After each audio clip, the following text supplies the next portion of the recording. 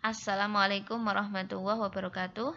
Kita lanjutkan pembahasan tentang ancaman integrasi nasional dalam berbagai bidang kehidupan. Kita lanjutkan pembahasan tentang ancaman di bidang ideologi. Nah, sudah dijelaskan tadi bahwa ideologi Pancasila adalah bersifat final dalam sebagai pedoman dalam kehidupan kita berbangsa dan bernegara.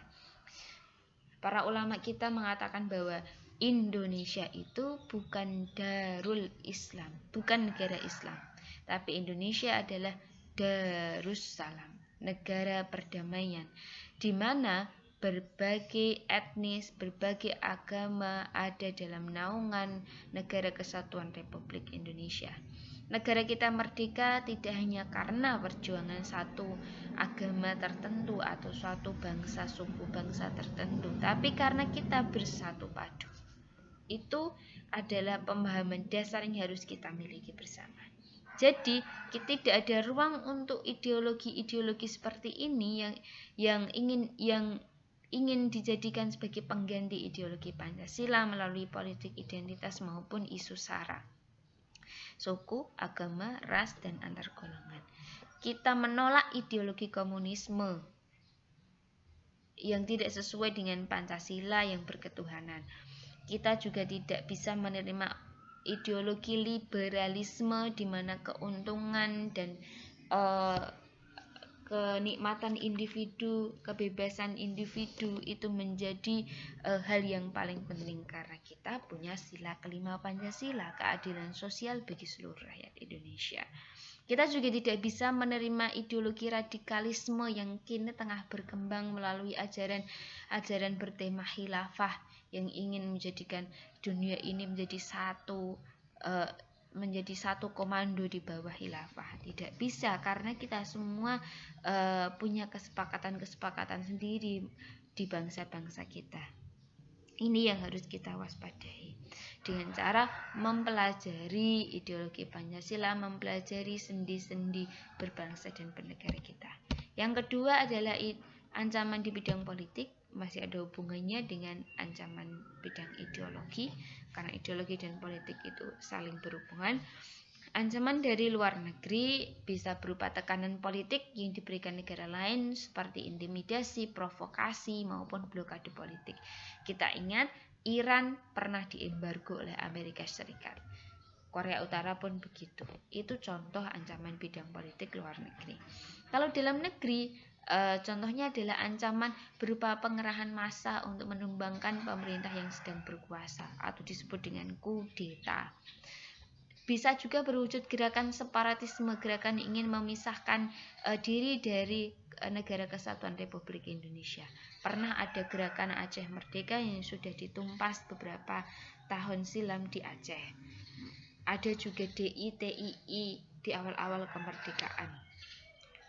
Yang sekarang masih eksis, ada organisasi Papua Merdeka di Papua sana. Ini yang harus diwaspadai.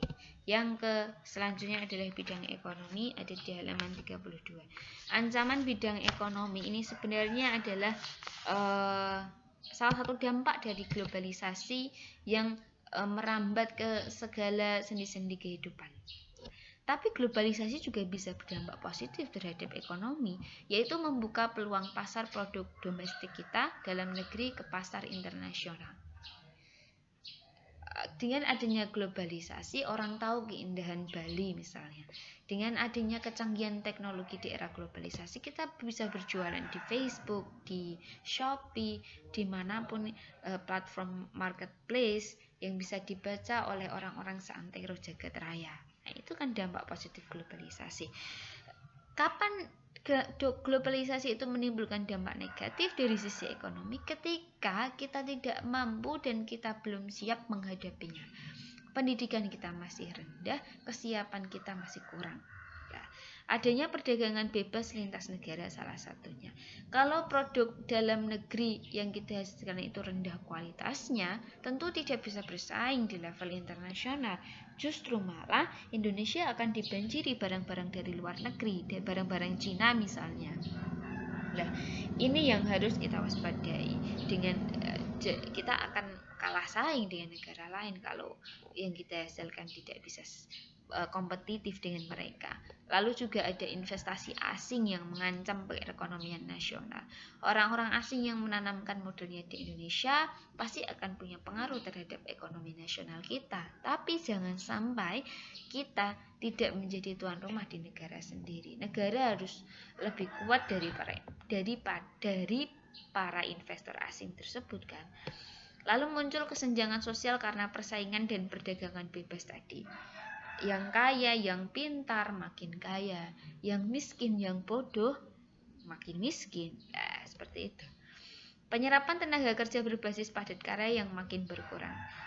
Tenaga kerja Indonesia digantikan oleh tenaga kerja asing karena memang tenaga kerja kita pendidikannya masih rendah misalnya. Besok juga digantikan oleh robot lama-kelamaan. Lalu akan meningkatkan pengangguran dan kemiskinan. Nah, kalau kita tidak siap, pendidikan kita masih rendah, tentu globalisasi ekonomi justru akan menimbulkan dampak negatif yang mengancam negara kita, bangsa kita. Next, ancaman bidang sosial budaya. Pada dasarnya adalah ini. Isu kemiskinan, kebodohan, ketidakadilan, keterbelakangan akan menimbulkan berbagai permasalahan bidang kehidupan. Baik itu munculnya separatisme, ingin memisahkan diri dari NKRI karena merasa tidak diperlakukan secara adil misalnya.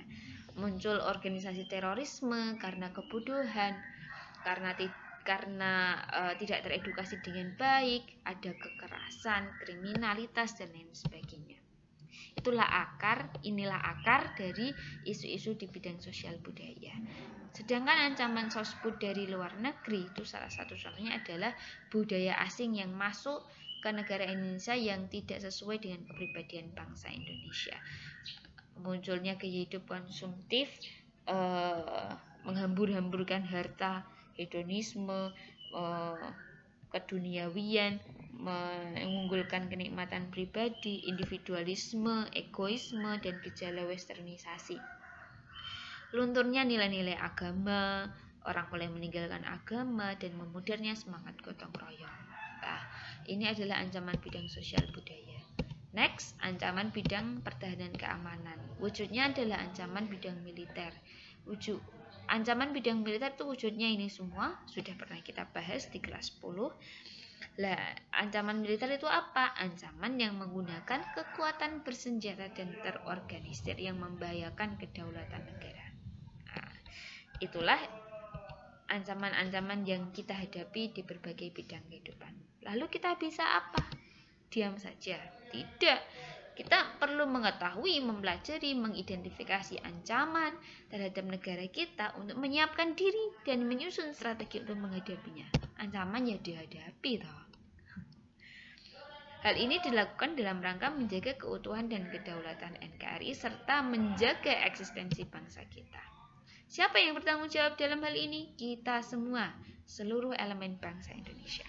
Makanya minggu depan kita akan mempelajari strategi pertahanan dan keamanan nasional. Sekian pembelajaran kita, para anak muda. Rebahan secukupnya ya, berjuang selelahnya. Semoga bermanfaat. Assalamualaikum warahmatullahi wabarakatuh.